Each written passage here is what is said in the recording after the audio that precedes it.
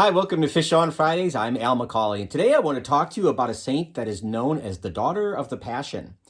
And I'm talking about Saint Gemma Gilgani, who was an Italian mystic from about a little over a century ago.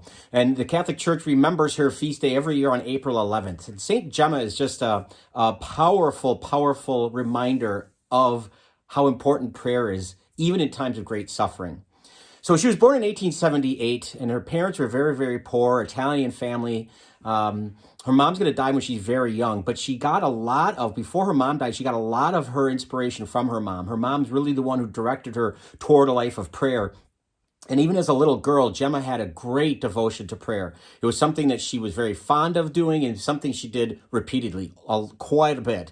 And she's going to have a tough life. And this is one of the reasons she's called Daughter of the Passion, because her suffering really connected, and she tried to connect her suffering to the suffering of Christ and his passion.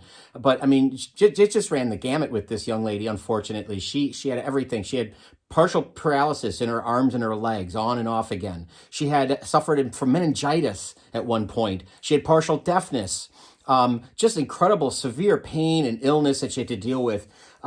Spiritually, she dealt with a great sense of spiritual desolation, that she was alone, that she was not worthy of God's love. And all of this is heightened and hastened even more a few years after her mom died. Her dad dies, and it's going to leave the family in financial distress. So she's got a lot of suffering that's going on in her life, on a lot of different levels, spiritually, physically, financially. So in the death of her parents, I mean, just incredible suffering that this young lady is enduring.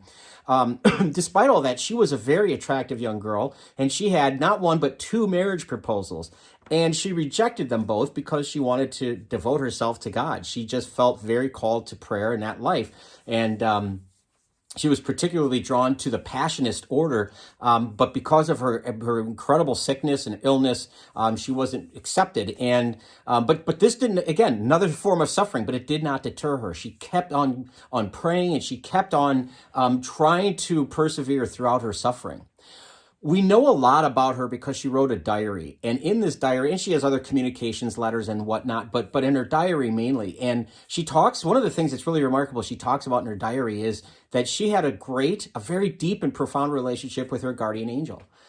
She talked to her guardian angel quite a bit, and felt that the guardian angel directed her in how to pray and how to respond to these different sufferings. This was really just the start of a mystical life for her. She was prone to these supernatural kind of experiences that most people don't have.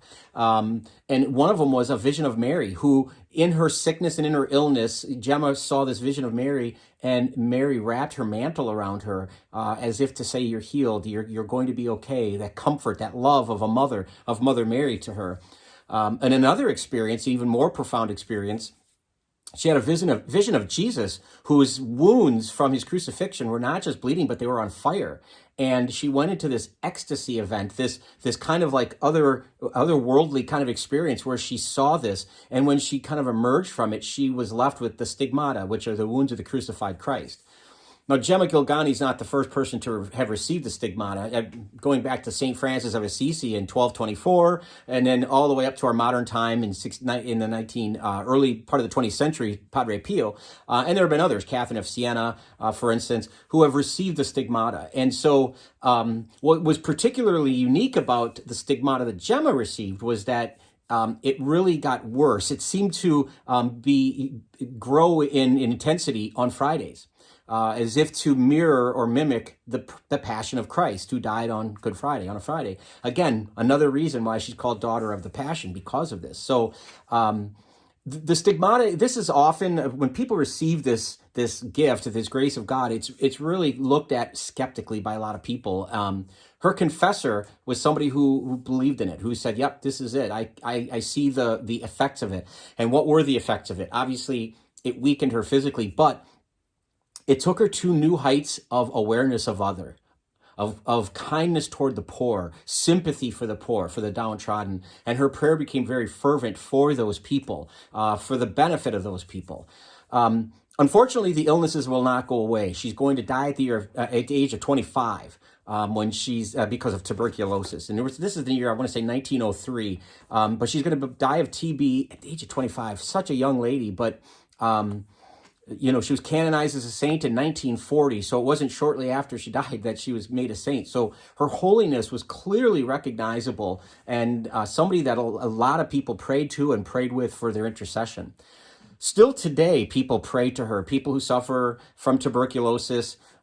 She's the patron saint of a lot of different ailments that people have.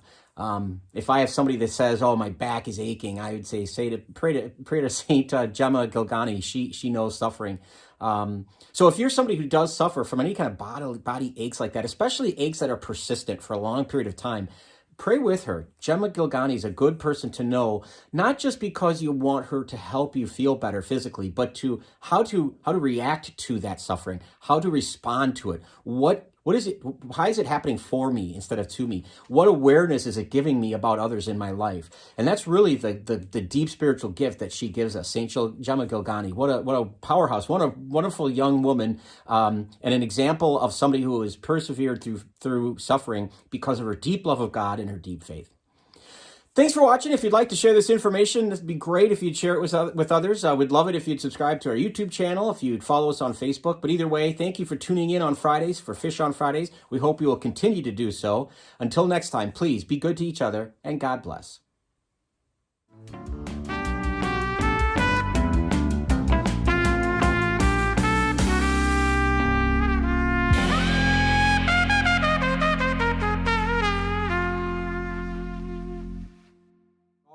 Of the Passion.